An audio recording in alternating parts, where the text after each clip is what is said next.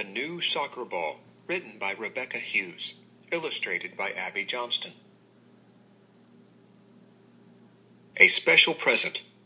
"David, it's time for breakfast," Mrs. Matangi called. "There's a birthday present for you to open." David ran into the kitchen and saw a shiny new soccer ball on the table.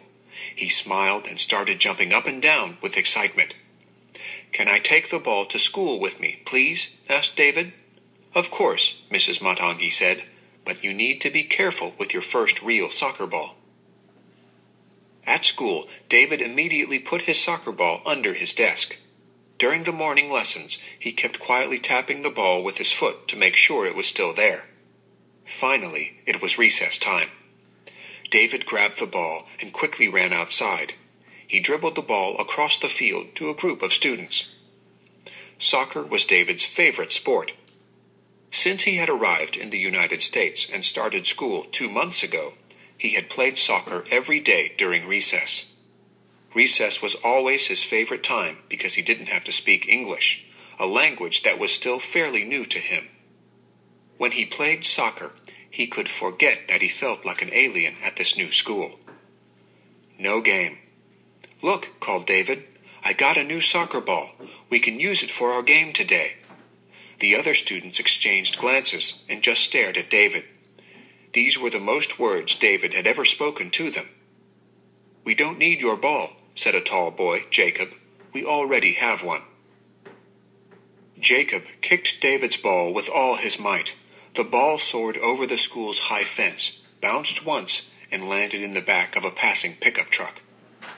"Goal!" screamed the other kids, jumping up and down and slapping Jacob on the back.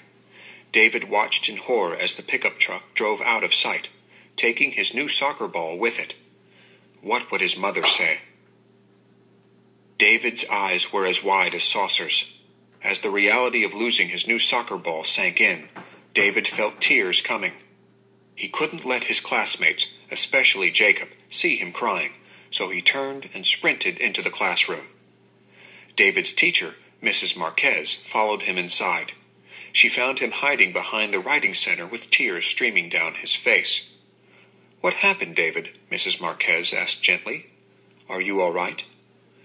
"My ball. I lost my new ball," cried David. "I've never had a real soccer ball before, and now it's gone." Mrs. Marquez replied, "I know it's difficult to lose something. It's even harder when you're at a new school in an entirely different country and continent.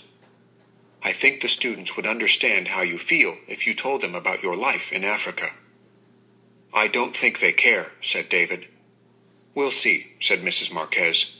"Tomorrow I want you to bring in a few drawings, photos, or special objects to show us what your life was like in Africa."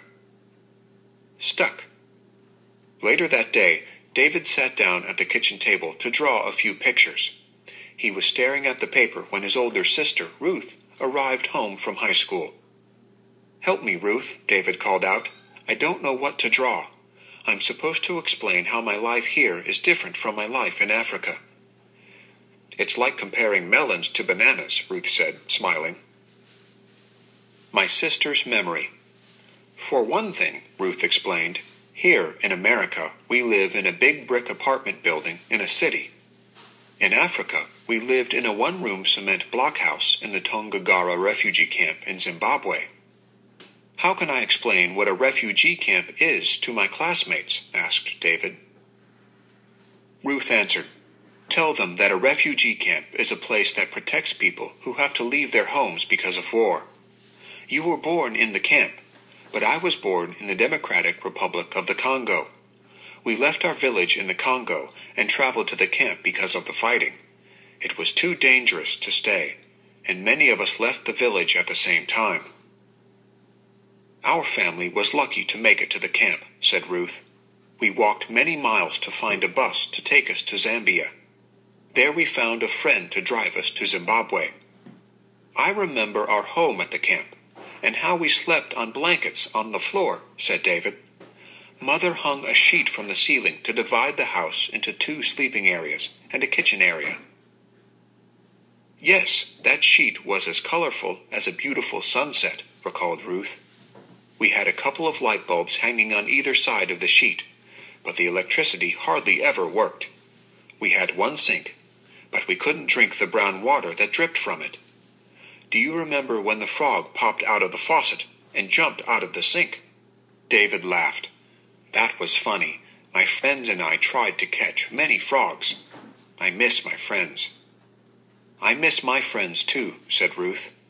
I wonder if they are still in the camp. What else do you remember that was different? I know my soccer ball was different, David said. Do you remember the soccer ball that my friends and I made out of lots of plastic bags tied together with string? That's the only ball we had, but we still had fun playing soccer in the dusty dirt fields at the camp. David paused for a moment. Sometimes I wish we still lived there, he said. Lucky. We had some good times, but the camp was not an easy place to live, explained Ruth. Our parents didn't have work, and sometimes we didn't have enough food. We usually only had rice and beans to eat. I never want to eat rice and beans again, laughed David. Also, we often couldn't go to school, explained Ruth. The school was far from our house, and there was no bus. It took us over an hour to walk to school, and sometimes when we arrived, there were no teachers. Our parents brought us here to go to school and have a better life. Thanks for helping me remember, David said. I think I know what to take to school so the students will understand about where we came from. But they might think that we are really strange, he said worriedly. Ruth thought for a moment and then answered. It's important for your classmates to know that people are from different places and have had different experiences. It's especially important for them to know why we feel lucky to live here. I don't feel very lucky right now, said David with a frown, thinking about his lost soccer ball. But after a moment, he went on. I guess we are lucky to have electricity all the time. We are also lucky because Father has a job here, so soon we can get a car, and maybe a computer. I really like having a bed to sleep in and a TV to watch. The best part is we don't have to eat beans anymore, and we get to eat my favorite food, fufu, all the time. Mother's fufu is the best. Now you're making me hungry, Ruth said. Come on, let's go to the library. We can use the internet on the computers there to get pictures for your presentation. David's project. The next day, David brought a large box to school. He told his teacher that he was ready to share about his life in Africa. First, he took out a map of Africa. He showed the other students where his family was from and where they had moved to.